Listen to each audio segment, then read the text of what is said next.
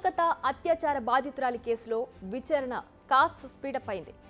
ఓవైపు బాధితురాలి పేరెంట్స్ న్యాయం జరగడానికి ఇంకెంత సమయం పడుతుందని ప్రశ్నిస్తున్నారు. జూనియర్ డాక్టర్ల ఆందోళన కంటిన్యూ అవుతోంది. మరోవైపు సిబిఐ ఈ కేసు విచారణను స్పీడప్ చేసింది. అయితే ఈ కేసులో మరో కీలక పరిణామం తెరపైకొచ్చింది.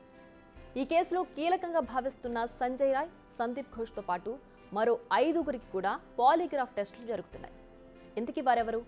వారికి ఈ కేసుకు సంబంధం ఏంటి? సంజయ్ రాయ్ కుటుంబ సభ్యుల రియాక్షన్ ఏంటి? ప్రధాన నిందితుడు సంజయ్ రాయ్కి ఆర్జికర్ హాస్పిటల్ మాజీ ప్రిన్సిపల్ సందీప్ ఘోష్కు పాలిగ్రాఫ్ టెస్టులు నిర్వహించింది సిబిఐ. బట్ మరో 5గురికి కూడా టెస్టులు నిర్వహించేందుకు కోర్టు ఓకే చెప్పింది. ఈ 5గురు ఎవరంటే 4 జూనియర్ డాక్టర్లు. సంజయ్ రాయ్ లాంటి మరో సివిక్ వాలంటీర్. సిబిఐ వీరిపై ఎందుకు ఫోకస్ చేసింది?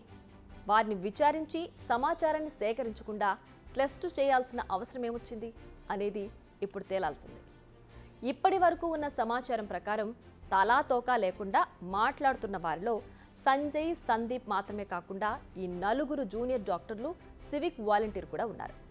ఈ 5గురు ఇచ్చిన స్టేట్మెంట్స్ అస్సలు సరిపోవడం లేదు. వీరంతా ఈ దారుణం జరిగిన రోజు ఆ పరిసరాల్లోనే ఉన్నారు. కానీ ఒక్కొక్కరి స్టేట్మెంట్ ఒక్కోలా ఉంది. దీంతో వీరేదో దాస్తున్నారన్న అనుమానం సిబిఐ అధికారులకు వచ్చింది. అంతేకాదు సాక్ష్యాలను కూడా చెరిపేయడంలో వీరి హస్తం ఉందా అనే అనుమానం కూడా అధికారులకు వచ్చింది. అందుకే మొత్తం 7గురికి పాలిగ్రాఫ్ టెస్టులు చేసేందుకు అనుమతి తీసుకుంది. మరోవైపు ఆర్జికర్ హాస్పిటల్ ఆర్థిక అవకతవకలపై స్పెషల్ ఇన్వెస్టిగేషన్ టీం దర్యాప్తు చేసింది. దీనికి సంబంధించిన డాక్యుమెంట్స్ను సిబిఐకి అందించింది సిట్. ఈ కేసులో విచారణ ఎదుర్కొంటున్న డాక్టర్లు, నర్సుల సంఖ్య ఎంతో తెలుసా? 18. ఎస్, మొత్తం 18 మందిని ప్రస్తుతం సిబిఐ విచారిస్తోంది. అయితే వీరందరిపై సోషల్ మీడియాలో తప్పుడు ప్రచారం జరుగుతోంది. వీరంతా ఘటన జరిగిన రోజు నుంచి కనపడకుండా పోయారని, కానీ వీరంతా పోలీసులకు, సిబిఐకు పూర్తిగా సహకరిస్తున్నారని తెలుస్తోంది. అంతేకాదు ఆర్జికర్ హాస్పిటల్ అవుట్పోస్ట్లో ఉన్న పోలీసులను కూడా ఇప్పటికే సిబిఐ ప్రశ్నించింది. ఈ కేసులో మరో ఇంట్రెస్టింగ్ డెవలప్మెంట్ జరిగింది. నిజానికి ఇది డెవలప్మెంట్ అనే కంటే ట్విస్ట్ అని చెప్పాలి. ఇప్పటి వరకు ఈ దారుణం చేసింది నేనే, కావాలంటే ఉరి తీసుకోండి అంటూ ప్రకటించిన సంజయ్ రాయ్ కోర్టులో జడ్జి ముందు ఏడ్చేశాడు. తాను అమాయకుణ్ణని, తనకే పాపం తెలియదని అంటున్నాడు. అంతేకాదు తనను అన్యాయంగా ఈ కేసులో ఇరికిస్తున్నారని అంటున్నాడు.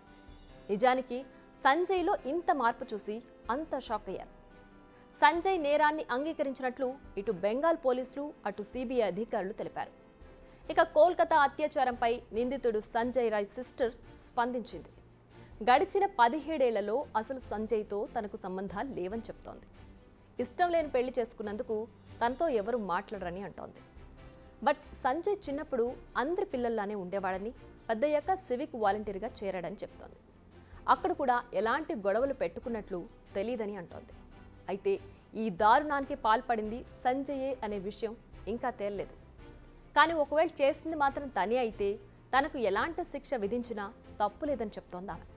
ఎవరైనా ఓ ఆడపిల్లతో ఇంత దారుణంగా బిహేవ్ చేస్తే శిక్షించడంలో తప్పే లేదంటోంది ఆమె. మొత్తానికైతే విచారణ ప్రస్తుతానికి వేగంగానే జరుగుతోంది.